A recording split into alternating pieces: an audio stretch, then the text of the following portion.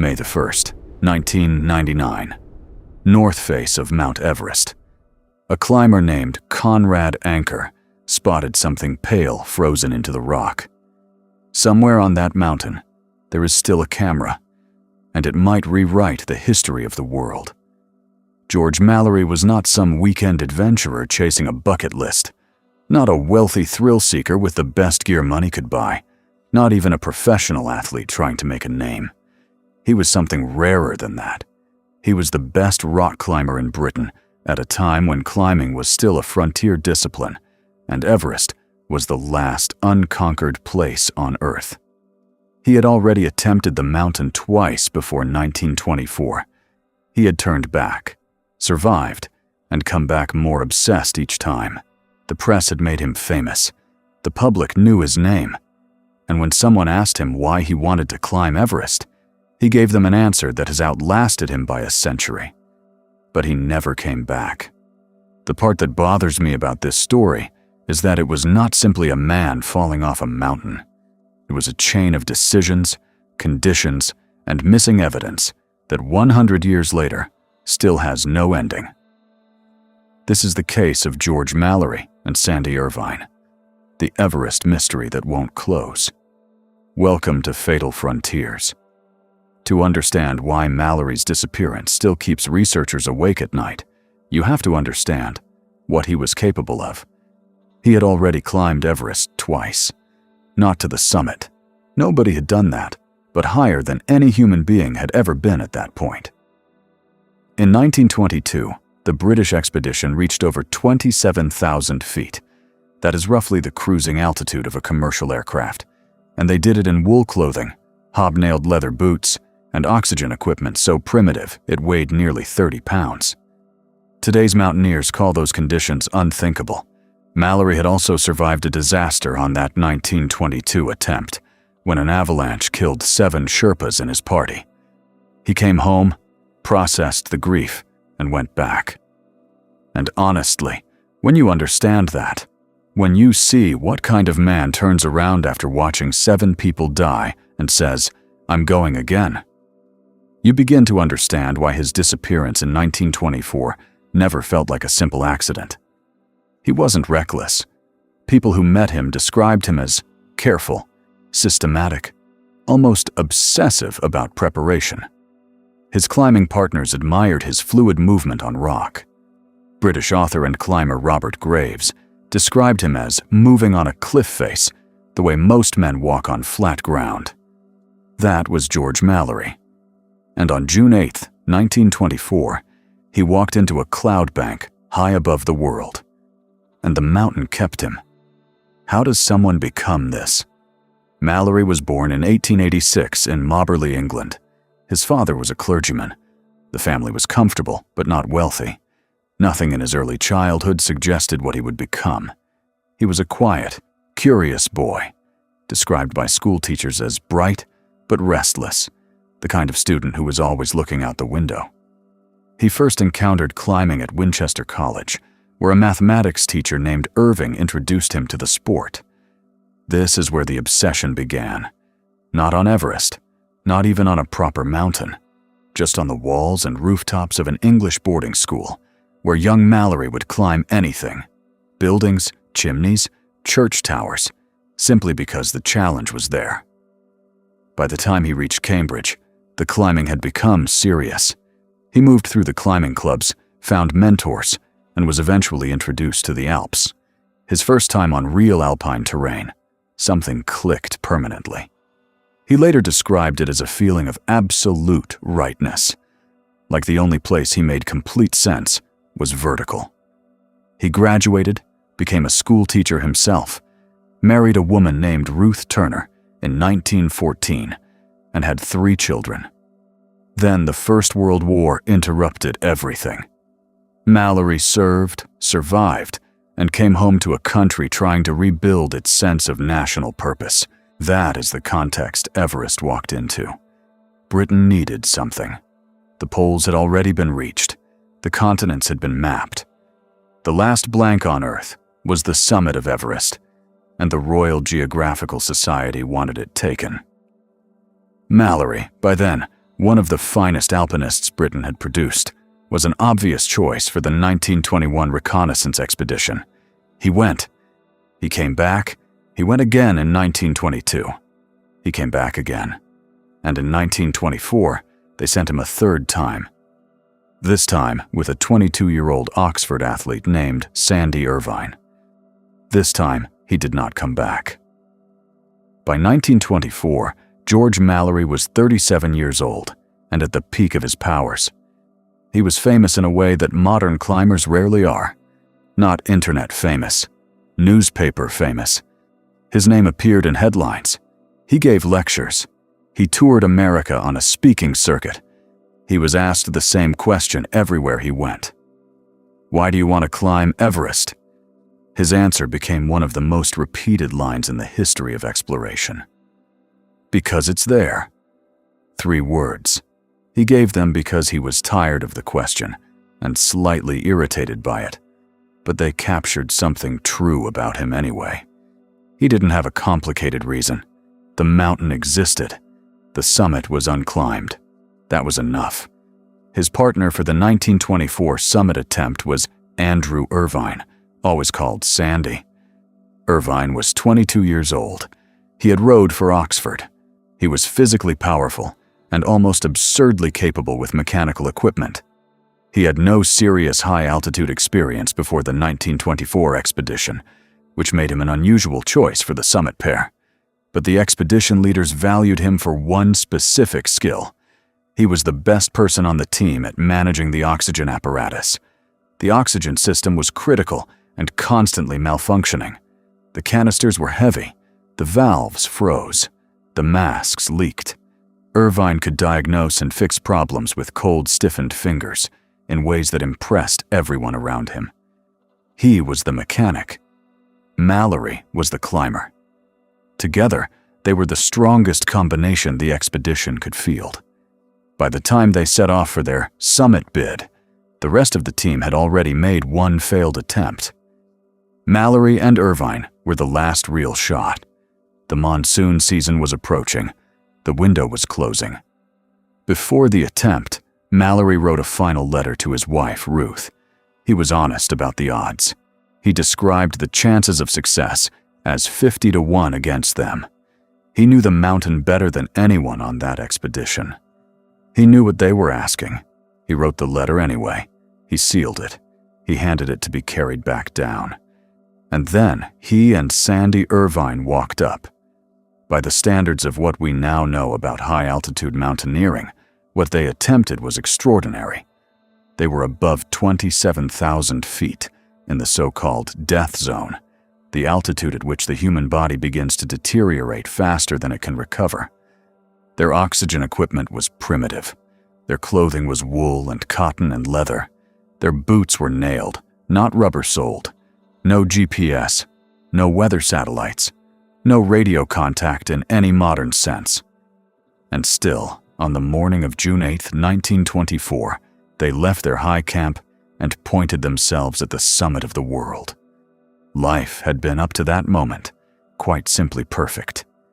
3 children waiting in England, a wife who loved him, a reputation as one of the finest climbers alive, and one last mountain left to climb. He just had to get up and get back down. June 8, 1924, high on Everest's northeast ridge. The morning began with reasonable weather. Mallory and Irvine departed their high camp well after sunrise, later than the expedition leaders had hoped.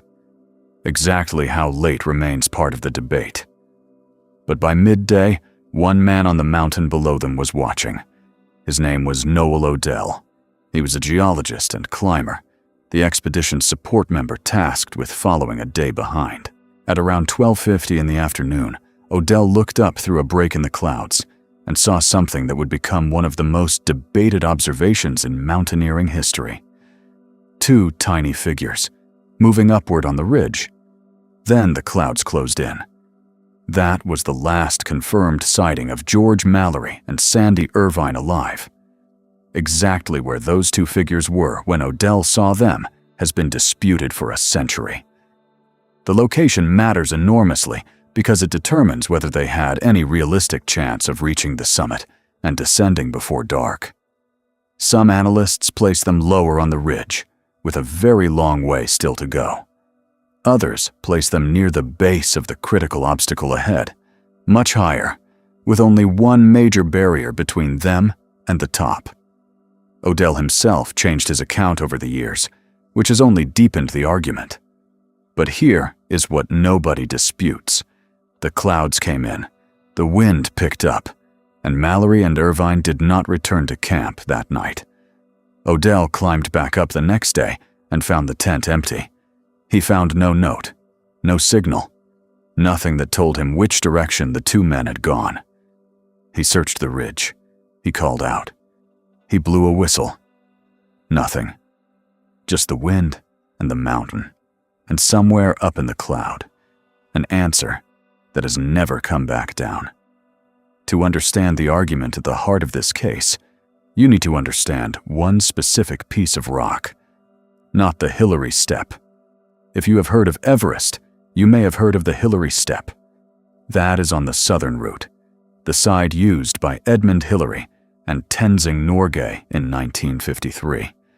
Mallory and Irvine were on the northeast ridge, different side of the mountain, different obstacles entirely. Their obstacle was called the second step. Think of it this way. Imagine you have been hiking uphill for 8 straight hours. You are at 28,000 feet, roughly the cruising altitude of a commercial aircraft. Every breath delivers about 1/3 of the oxygen available at sea level, even with supplemental oxygen flowing through a leaking mask. Your fingers are numb. Your judgment is starting to blur at the edges. And directly in front of you is a near vertical cliff of rock, roughly 80 to 100 feet tall. Today, climbers use an aluminum ladder fixed there by a Chinese expedition in 1975. You clip in, you climb the ladder, you move on. Mallory and Irvine had no ladder.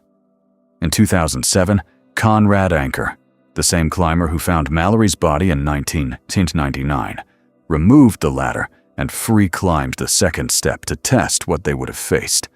He rated the climb at approximately 510 on the technical scale. That is a serious grade for a fit climber at sea level, with modern shoes and full oxygen. At 28,000 feet in hobnailed leather boots, with 1924 oxygen equipment and 8 hours of climbing already in the legs, Anker's conclusion was careful. He said Mallory and Irvine could have climbed it. Not that they did. Not that it was easy. Just that it was within the realm of possibility for two exceptional climbers at the outer edge of their physical limits. That is not a verdict. That is the question, shaped like an answer. Nobody saw what happened next. That is the hardest part of this case. There was no witness above Odell, no camera running on the ridge, no radio contact. Just two men, somewhere above 28,000 feet, in worsening conditions, with the summit either just ahead or already behind them. What we know is what the mountain eventually gave back. On May 1st, 1999, Conrad Anker was searching Everest's north face when he saw something pale against the rock. He moved toward it. He stopped. It was a body, frozen into the slope. Face down, arms spread, preserved by 75 years of Everest cold. The clothing was old. The boots were wrong for anything modern. And on the collar, a name tag. G. Mallory. His right leg was badly broken. His left leg lay over it, as though he had tried to arrest his fall. There were rope marks, the kind of abrupt, violent impressions left when a rope suddenly goes taut. He and Irvine had been tied together when the end came. Something had pulled one of them off the mountain, and then it pulled the other. The fall had been serious. The injuries were consistent with a long tumble down a steep slope. Mallory had not simply slipped and stopped, but the fall could not tell us when. Before the summit, or after it. The 1999 expedition was organized specifically to search for physical evidence of Mallory and Irvine. When they found Mallory's body, The search team documented everything in his pockets before moving anything. His snow goggles were in his pocket, not on his face. The photograph of his wife, Ruth, the photograph he had reportedly planned to leave on the summit, was not found. Those two details entered the historical debate immediately and have never left it. Irvine's body was not found in 1999. For decades, Sandy Irvine remained a ghost, the 22-year-old who walked up a mountain and never came back, leaving almost no physical trace. Then, in 2024, a National Geographic expedition working on Everest's north side made a discovery on the central Rongbuk Glacier. A boot, a foot still inside it, a sock embroidered with the name A.C. Irvine. A century after he disappeared, the mountain had finally released something. His family was notified. DNA comparison was arranged. The expedition leader did not disclose the exact location, partly to discourage what he described as trophy hunting. But something else was said in the announcement that made researchers pay close attention. The discovery, they said, reduced the search area for other items, including the camera. When you lay the facts in sequence, a strange and frustrating picture begins to form. First, Mallory and Irvine were high enough on Everest that the summit was not a fantasy. They were seen moving upward in the early afternoon by a credible witness. The summit was within the realm of physical possibility. Second, Mallory's body shows clear evidence of a serious fall, but the direction of the journey at the time of the fall, upward or downward, cannot be determined from the injuries alone. Third, the missing photograph and the pocketed goggles both point towards something. The photograph not being found is exactly what you would expect if he left it on the summit. The goggles being in the pocket is consistent with a descent in failing light. But both are circumstantial. Neither closes the case. Fourth, the second step remains the wall that the summit theory must climb. It is not impossible. Conrad Anker said so himself. But possible is not the same as proven. And even if they climbed it, they still had to summit and descend in time, in worsening conditions, in 1924 gear. This is what investigators sometimes call the alignment problem. Not one single catastrophic failure, but a sequence of compounding factors, each one survivable in isolation, that lined up to produce an outcome no one could reverse. And fifth, the one object that might answer all of it, the one piece of evidence that could close this case entirely, is the camera. If it is found, if the film survived, if it contains a summit photograph, three enormous ifs. But the 2024 discovery of Irvine's partial remains has made those ifs feel, for the first time in decades, slightly smaller. The search area is narrower now. The camera might still be up there. Before his final attempt, George Mallory wrote that the odds were 50-1 against them. He knew. He went anyway. A century later, that is still what we have. A chance they made it. A chance they did not. Mallory and Irvine may have been the first people to stand on top of the world, or they may have died just below it, close enough to haunt history forever. The tragedy is that both versions end the same way. Two men walked into the clouds, and the mountain kept the answer. Mallory and Irvine remain unsolved because every clue they left behind is powerful enough to matter and too incomplete to prove anything. But here is the question I keep coming back to. If the camera is found tomorrow and the film survives, and there is a photograph of two men standing on the summit of Everest in 1924, does it change anything? They still never came home.